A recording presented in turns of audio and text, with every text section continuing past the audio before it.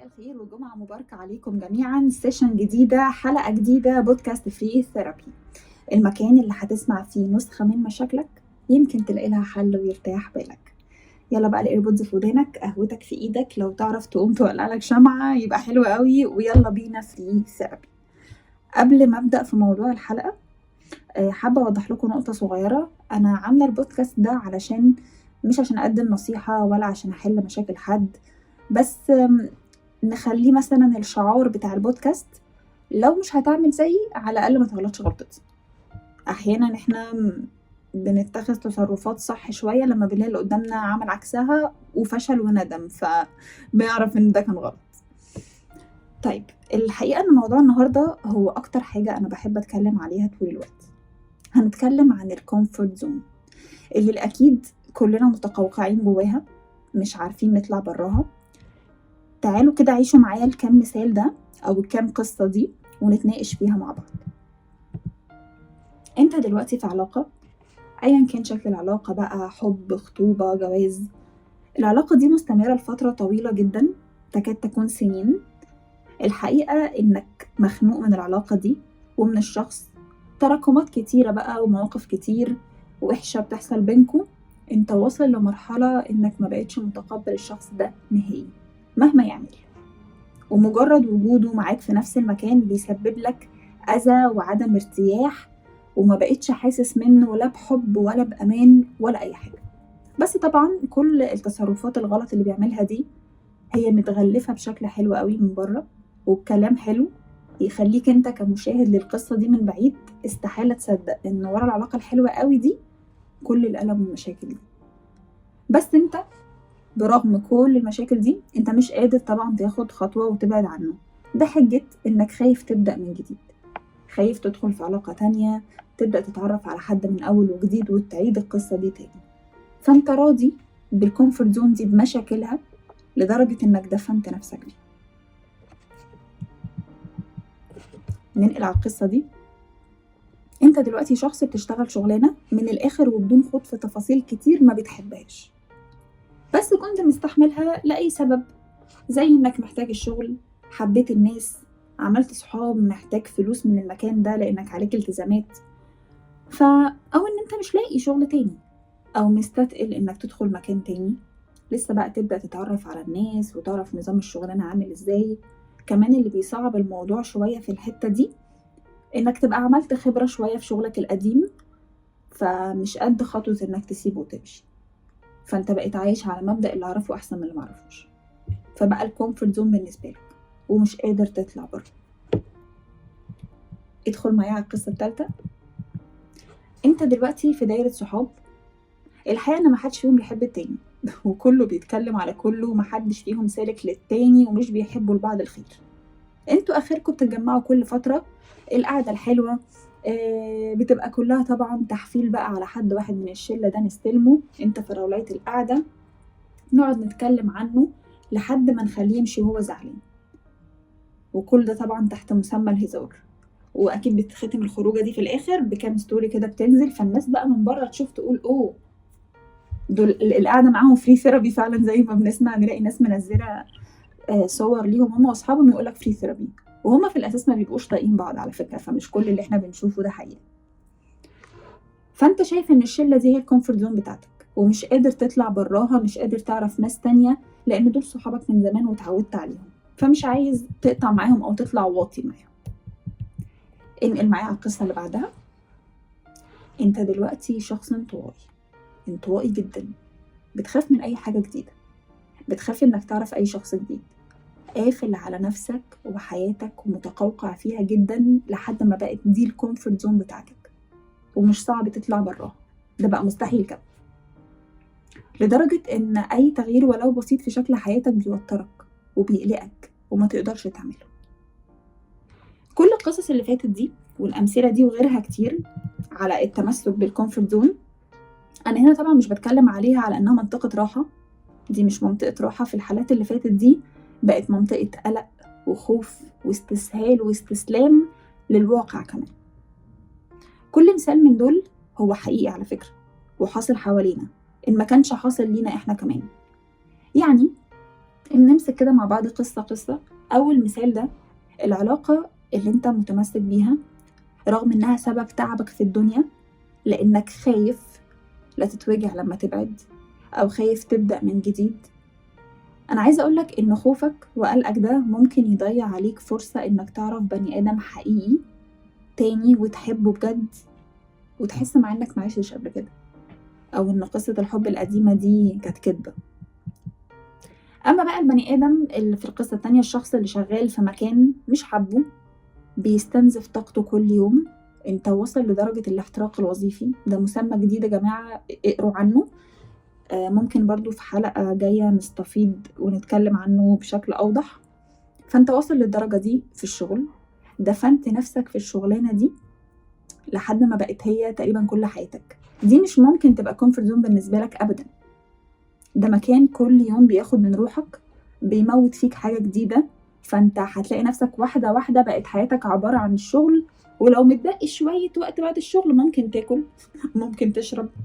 هتلاقي نفسك بتقعد بالشهور ما بتشوفش صحابك، ولا بتقعد قعدة دفى مع أهلك. وطبعا حتى لو سهران مع العيلة فانت هتنكد عليهم عشان عندك شغل طول الوقت وقاعد باللابتوب قدامهم لو انت شغلك بيتطلب ده. فانت الشغل عندك ما بيخلصش، هو الحقيقة فعلا الشغل ما بيخلصش. في حتة الشغل دي بالذات أنا عندي مثالين على الموضوع ده. واحد مثال حاصل بالفعل أنا اوريدي قريت عنه، ومثال تاني احنا بنسمع عنه بس ما عشناهوش. المثال الأولاني، أنا من كام يوم دخلت على لينكد إن. للناس اللي ما تعرفش، ولو إن يعني محدش ما يعرفش لينكد إن، ده ابلكيشن انت بتدور فيه على شغل.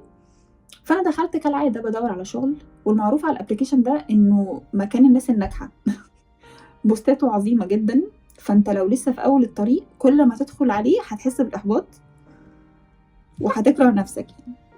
فكان في شخص منزل بوست بيقول انه اخيرا بعد 15 سنة شغل في مؤسسة كبيرة، بدون ذكر اسمها يعني، بس هي مؤسسة كبيرة جدا في مجال الانيميشن والكرتون والحاجات دي، وصل لدرجة ان هو بقى بروديوسر كبير قوي في المؤسسة دي، وعنده خبرة طبعا كبيرة. بس هو قرر انه يسيب الكومفورت زون بتاعته، ويسيب المكان اللي اتعود عليه ونجح فيه، ويجري ورا حلمه في مجال التمثيل، ويبدأ من الصفر تقريبا في كارير جديد. وقال قد ايه الخطوة ما كانتش سهلة طبعا، وانه فكر كتير قبل ما ياخد القرار. ده شخص اخد الريسك، والحقيقة ان هو مش ريسك سهل، ده ريسك خطير. حاجة خطيرة جدا ان انت تسيب الوظيفة الثابتة المضمونة اللي بتدخلك دخل معين انت مسيستم نفسك عليه كل شهر. ومش عايزين نكذب على بعض ونقول ان الفلوس مش مهمة، لا الفلوس هي حاجة مهمة جدا دلوقتي، وهي السبب الرئيسي طبعا ورا شغلنا يعني ما بنشتغلش من غير فلوس. فهو ساب كل ده وجرى ورا حلم، جرى ورا حلم يا عالم هيتحقق ولا لأ. وبالمناسبة يعني ده حاجة شبيهة شوية باللي أنا عملته باختلاف التفاصيل طبعا. المثال التاني هي حاجة شبه اللي فات شوية، بس قصة احنا دايما بنسمع عنها، ما يتهيأليش ان احنا عشناها. قصة المهندس اللي بيحب الكتابة أو التأليف أو مجال الكرياتيف بشكل عام. عامة الناس كلها بتنصحه ان انت ما ينفعش طبعا تسيب وظيفتك. ازاي تسيب الهندسة ده انت باش مهندس؟ الكلمة اللي مجننانا كلنا. بتشتغل في شركة كبيرة ببادجت محترم واسم كبير، تسيب كل ده وتجري ورا الكلام الفارغ ده؟ طبعا اللي بينصح بالطريقة دي هو بيشوف الصورة من بره، ما بيشوفش الكواليس الحقيقية. ما بيشوفش ان شغل الهندسة اللي التاني شغال فيه ده جايب له ضغط وسكر من كتر الاسترس في الشغل، وانه دلوقتي هو عنده 30 سنة بس بيشوف يقول له مالك عجزت كده ليه وشعرك ابيض ووقع من كتر التنشنة في الشغل عشان خط بقى ما ترسمش صح ولا مش عارفة ايه. وطبعا انت بتبقى لابس نظارة طول الوقت علشان شغل الارقام ضعف له نظره، ومفيش وقت للبيت بقى ولا العيال، ومراتك كل يوم تتخانق معاك عشان ما بتخرجاش، وحوارات كتير جدا. هو كل ده محدش شايفه، هما بس شايفين ان انت مهندس لازم تعيش وتموت مهندس عشان المجتمع والناس عايزينك مهندس. لكن انت عايز ايه؟ ده اخر همهم. وطبعا انك تقرر تسيب كل ده وتسيب الكومفورت زون بالنسبة لك وبالنسبة لهم وتجري ورا حلمك، ده قمة الجنون في وجهة نظرهم. فخليني اقول لكم حاجة بس علشان ما تفكروش ان انا عايشة في المدينة الفاضلة او الحياة المثالية ومش عارفة اللي بيحصل حواليا. بصوا، هو الأكيد إن فكرة إن أنت تبعد عن حاجة أخدت عليها، اتعودت عليها، بقت حياتك والكومفورت زون بالنسبة لك، دي حاجة صعبة جدا. والأصعب كمان لو ده شغلك ومصدر رزقك، هتبقى مستحيل، خصوصا لو انت عندك مسؤوليات، عندك بيت، هيتأثر بأي قرار تاخده. انت ما بتاخدش قرار فردي، انت بتاخد قرارك ده من عين العيلة اللي انت رب الأسرة دي يعني. بس والله يا جماعة، البني آدم المحبط ما بيعرفش يبدأ يعني سألوني يعني. كمان لو انت شغلك في تارجت، طبعا دلوقتي كل الشغل موجود يعتمد على التارجت، فانت مرتبك ده قابل للزيادة، او شغال شغلانة فيها ابداع شوية، فانت محتاج يبقى مزاجك رايق وبالك مرتاح اغلب الوقت. فانت عمرك ما هتدي من قلبك في الشغل وتبدع فيه لو ما بتحبوش، ولو مجبر عليه، لو قاعد بس عشان الفلوس، وهتتعب ومش هتشتغل وفي الاخر برضو مش هتكمل. بس والله يا جماعة، هو ان جينا للحق يعني، هو مش سهل انك تعرف انت بتحب ايه وتمشي فيه. يعني يا بخت اللي بيشتغل الحاجة اللي هو بيحبها وفي نفس الوقت عرف يعمل منها فلوس. فالمعادلة صعبة جدا، محتاجة صبر، محتاجة بال طويل وعزيمة، وقبل ده كله طبعا انك تبقى مؤمن بربنا جدا وواثق في نفسك ان انت تقدر تغير واقع حياتك.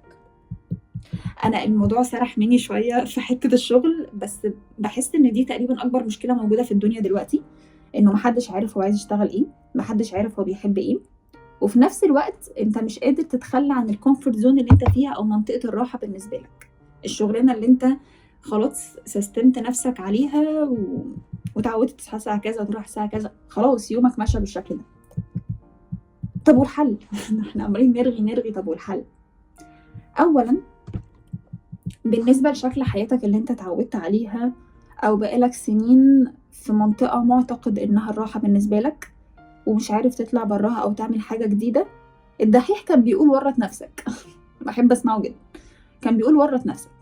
يعني انت لو ما بتحبش التجمعات وبتهرب من اي خروجه فيها ناس جديده وناس كتيره، ورط نفسك وجرب.